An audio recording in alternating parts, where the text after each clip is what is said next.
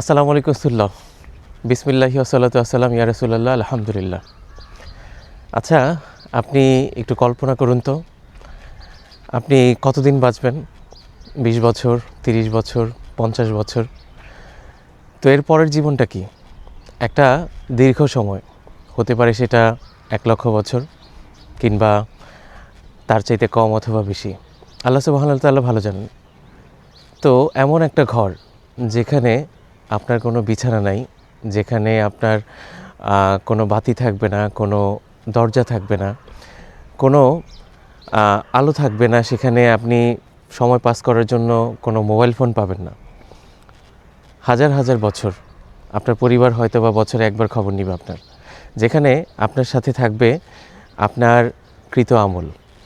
এই আমলটাকে আপনি নড়বড়ে করে ফেলতেছেন, এই আমলকে আপনি গুছাচ্ছেন না। তো এই যে আপনার সঙ্গী, যে আপনাকে হাজার হাজার বছর সঙ্গ দিবে, তাকে আপনি সবল করছেন না। একবার ভাবুন, আপনি সেই কঠিন সিচুয়েশনে কি করবেন, যেখানে আপনার পরিবার, আপনার সন্তান, কেউ আপনার কোনো কাজে আসবে না। তো এই ভয়ঙ্কর সিচুয়েশনে আপনার জীবনকে, পরবর্তী জীবনকে আপনি যদি সুন্দর করতে চান, তাহলে এখন থেকেই সিদ্ধান্ত আপনার নিতে হবে যে আপনি আপনার জীবনে মৃত্যুর পরবর্তী যেই জীবন, সেখানে সুন্দরভাবে থাকার জন্য আপনার আমলকে পরিবর্তন করবেন। যদি আপনার আমল বদ হয়, তাহলে হচ্ছে আপনার কবরে শাস্তি বাড়বে এবং হচ্ছে আপনি দীর্ঘমেয়াদে এটা ভোগ করতে থাকবেন। এবং আপনার পরিবারকে আপনি যদি ওইভাবে শিক্ষা দিয়ে না যান, তাহলে আপনার জন্য বছরে হয়তো বা একবার দোয়া করবে, নাও করতে পারে। তো সেটার জন্য আপনি দায়ভার থাকবেন।